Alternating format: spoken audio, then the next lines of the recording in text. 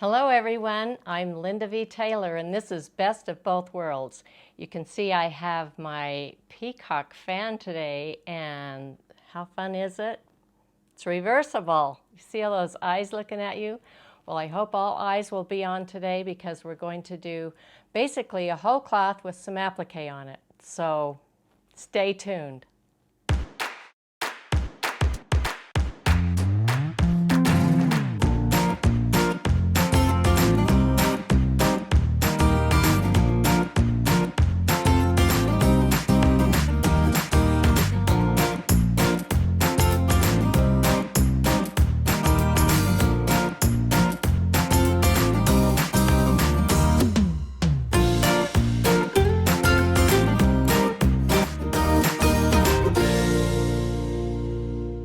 This little quilt is not very big. It's quite small. Sherry Meineke Johnson did it years ago, and I just found it.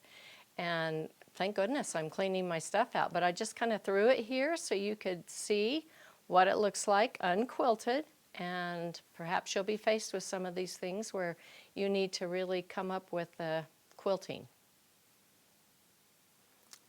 For this quilt, as usual, I just put a lot of patterns up that I think I might want to use. I loved the love.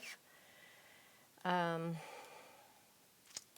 really like this outline. Not so sure about what's inside. Doesn't seem like it goes with that quilt. So let me delete that. I love this love. This is actually a border, but it could be used anywhere. And I think I decided I didn't want to use that bird. But I loved these little birds. They are very wonderful. And I tried them, you know, maybe just one inside like that, or this one has a feather going up like that. But I knew I wanted to use this shape. This is from my Baltimore album. But I thought that would be so good in the corners, and so perfectly outlined. I love this butterfly, which really makes an impression on the quilt. I tried the little birds inside, but what I really came up with was this love inside of this outline, and then I used this little design up on top and put that in there as well. And I needed some circles. I chose this design for the circles inside of the orange applique circles. I love that design. Just really curly, and it also has the middle, and I like that. So I definitely wanted to use these little birds, and you can see I wanted to put them around the little, since I did the quilt sideways, I wanted to put them around the heart. And these are simply the little hummingbirds. Let me just make that big enough so you can actually see that little bird. So cute, just kind of up there in the air. This is also from my Baltimore album, which I used on the outside of it, but oh my goodness, I've used this so many times. So let's look and see where we place these on the quilt. You can see the love here and the corners, how that's going to look. Just really makes that corner. The little birds are around the heart, so you can see where those go. And then I put smaller butterflies up here just on the outside of the little birds. And then these birds went below, just above the main body of the quilt. And then some big, really evident butterflies here. And then I want just this just seemed right because of the curve that it created. And then you'll see what I did with the freehand around it. And wow, what this created when I was finished was way more than I envisioned. So I used 9 patterns for the Statler part, and then the rest is freehand. So let's get started on that freehand. Okay, when you have an area like this that you need to fill in, it can really be intimidating, but I can see that I have my little lovebirds here facing each other, and they're kind of in a nest out here. So what I want to do with this area is fill all of this in with leaves up to about here. So I have a line up there of how far I can go with that. Since this is just an extension of what I already have, I'm starting down inside of where I was, and I'm just going to come out here with some leaves, and they're real easy. I am in regulated mode. And the nice thing about leaves, I always think somewhere in the world there is a leaf that looks just like that. And these can have different directions to them. They don't all have to go the same direction. I'm just going up in this area to fill it up there, and then I'll come down here. Then just follow this little area over here. I need something in there.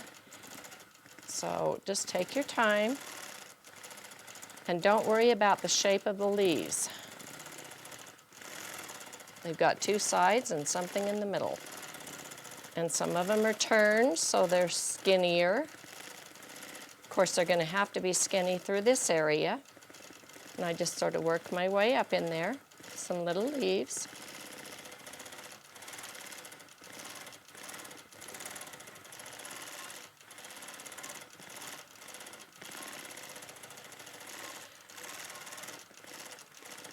I do have to come clear over here, right up to this other area, which I've already filled in because I'm going to show you that technique. And I'll change directions on them. And I go right to my line.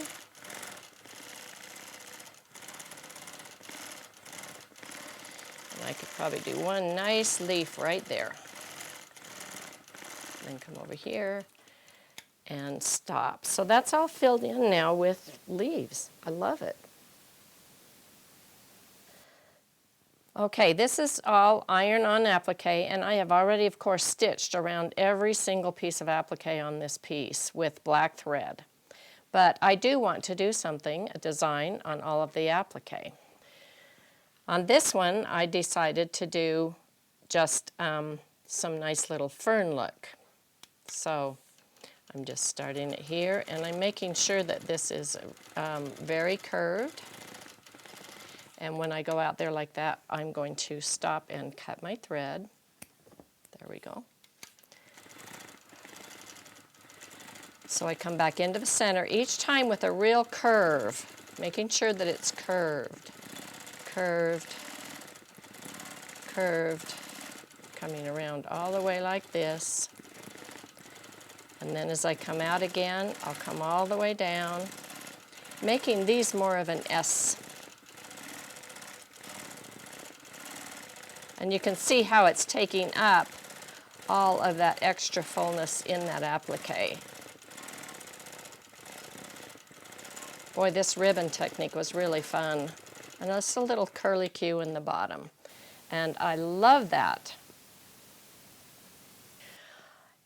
On the little heart, I want to do feathers around the outside and a little curl in the middle. So I am going to just take my chalk pencil and make a little heart in the middle so that I have an edge to come to, so that it will be pretty consistent there. I'm starting at the bottom of the heart, and I already have brought my thread up. And the first thing I will do is a little teardrop, and then I'm going to do the little feathers over to the edge, you see,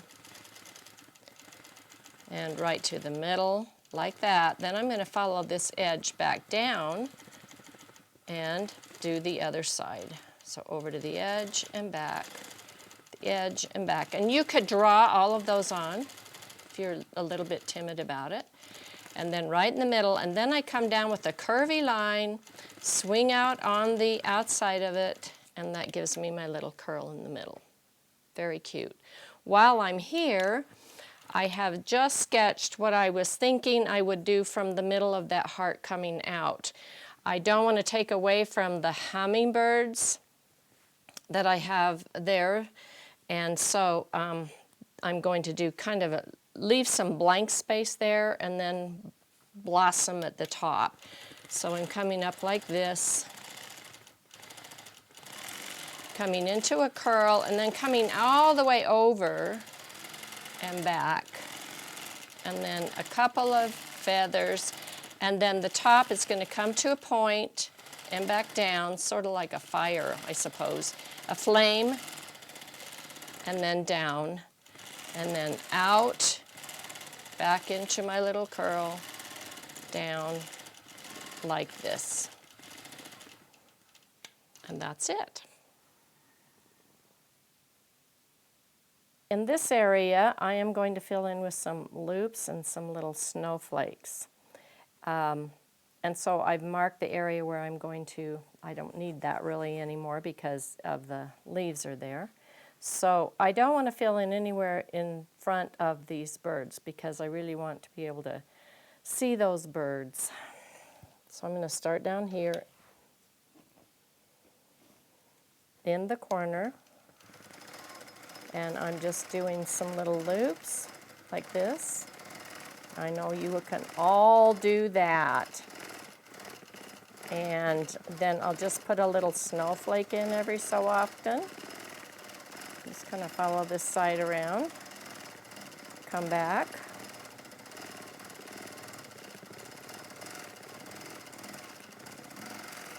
And you just continue to do that, just throwing in one of those little snowflakes every so often. Now what you could do if you really want those to not be random, of course, is to mark a little area where you know you want to put the snowflakes. You could just put a little dot or something, and then you'd have them really perfectly even. I kind of like them random because I'm still a freehand freak, but and I don't want to get really too close to the birds, but I'm going to outline it all the way around here, like that. Come in here. These little snowflakes really show up too because they put a little extra color and just a little spark of something else there. You can change direction or you can go the same direction. It really doesn't matter.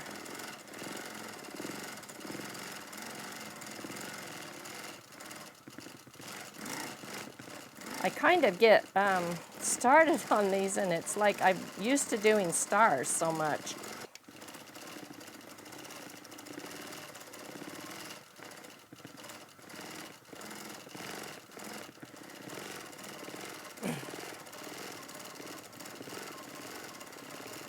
This machine handles so well. I love doing freehand on it. Just amazing. And I'll just kind of stitch in those stitches along the side, and there we go. Okay, I'm doing this cute little design in the middle with these little curls, and also with these little just straight lines that have a texture dot. So I'm putting the texture dot there in the middle as well. Come up here, and I just do a little circle right there and come back. And now I'm heading up here, and I'm going to start my little curls.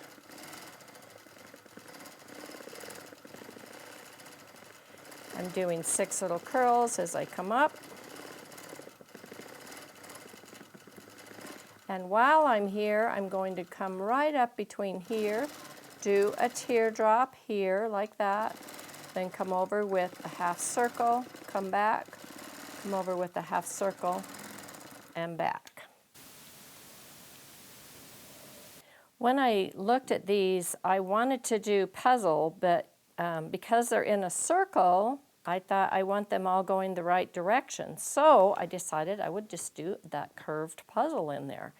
And because I have circles, this one's the circle star, but I'm using it as a circle. I just place it in here.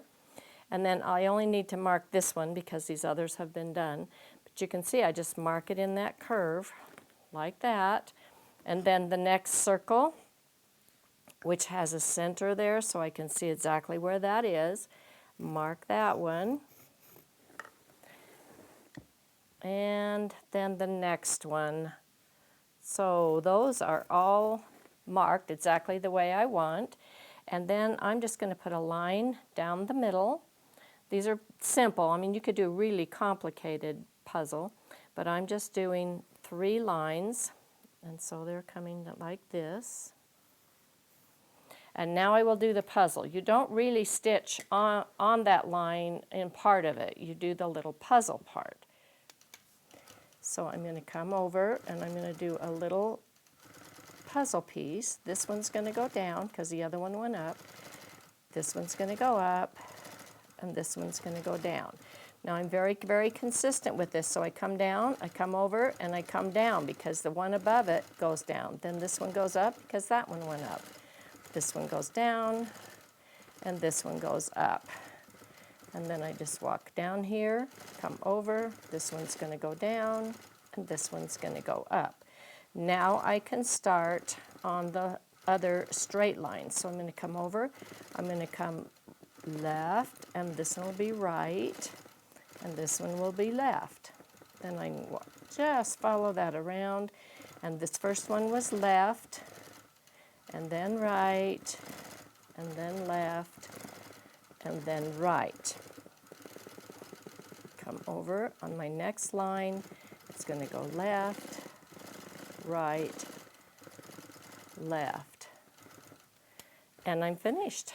Then I can go back and I can just erase my chalk lines. And actually just a microcloth, slightly damp, just rub that over there and your chalk lines disappear as well. But there's all of those, and they're all pointed toward the middle, and from a distance you can see that that's circular, which I'm just so excited about that. I haven't done one that's circular before, so that's new.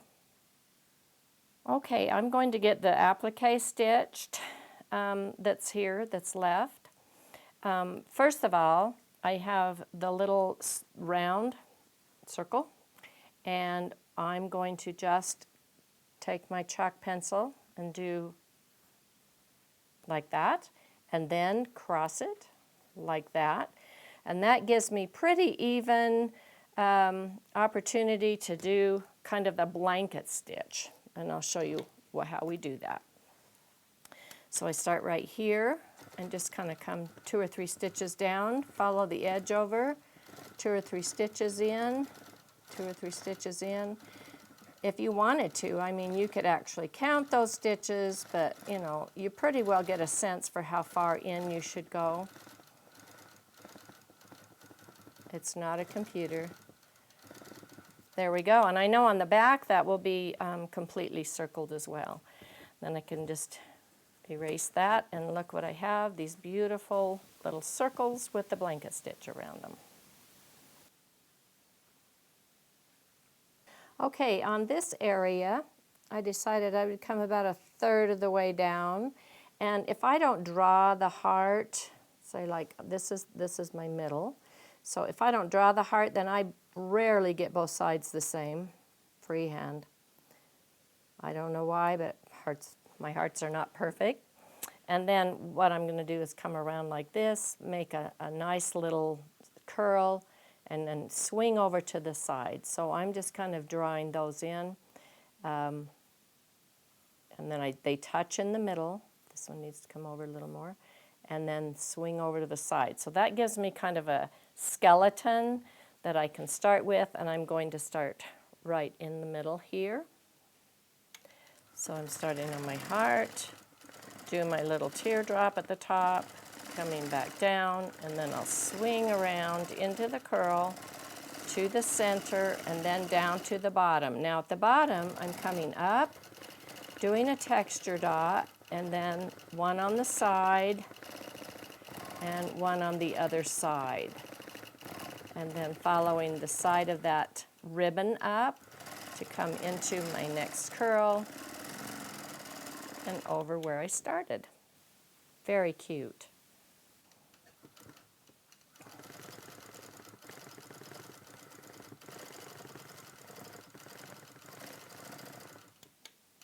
In the yellow kind of curls, I'm just doing, you could do whatever feather you like here. I'm just doing the regular long arm feather as I come up.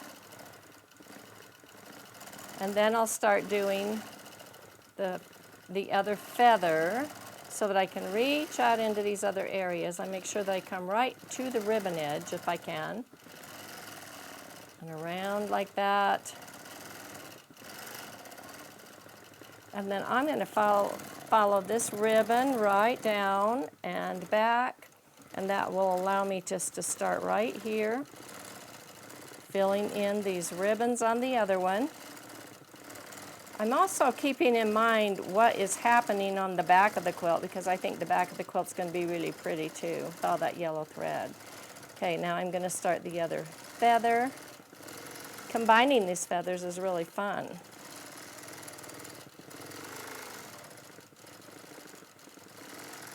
Around and right there, and again I'm going to follow this area down so it will look the same on the other side. Okay, while I'm at this point, I discovered that I could just come out here like this and come around and start doing feathers on the way up here. I'm only going to tuck them underneath this curl right there, and then come back down to this part and do this side.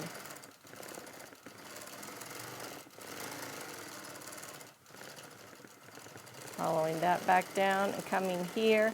You can see I kind of went on the ribbon right there, so I'm gonna just come in here and put another one in there, and I can unpick that or I can leave it. It's not a big deal to me for this particular one. But there's always something that you can do while you're in the area, you know, if you go out of line just a little bit. So I like that. That's ready to go. Let's go up and finish this last bit of applique, and then I'll show you what I'm doing with the rest. Okay, in this heart I decided I would do falling feathers, kind of a waterfall feather. Just from the top of that, follow that around, come over here, one more feather here, down here.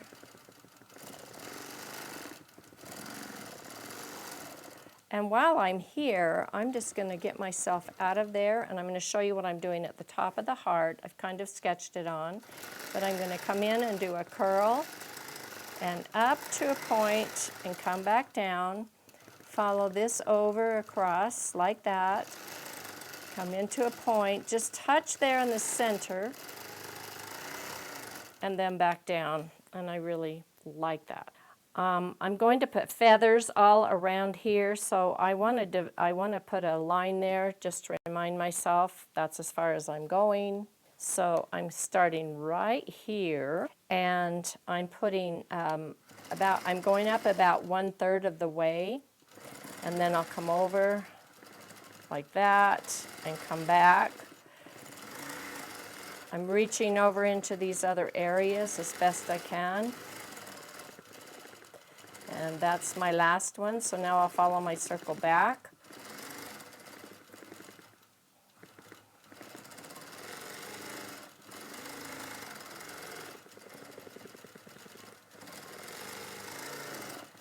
So reaching over to the other side as best I can, coming back down. The area is pretty well defined for me.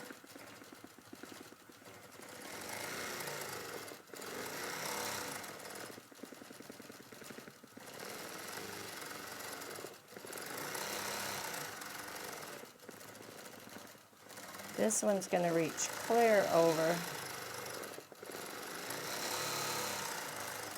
This will be the last one there. Following that line back is hard, and I'll show you what I usually do. As I come around, I will take my left hand and kind of put it up there just to make sure I'm right on that line.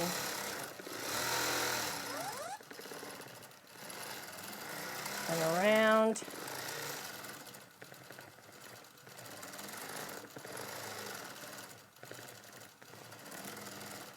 And one more right there. I'll just fill in the other side, and we are finished with this little project. Phew, that was a lot of work. But I hope that you learned some lessons out of it and something that you can use on some of your quilts, I hope. And thank you again for watching. I'll see you next time.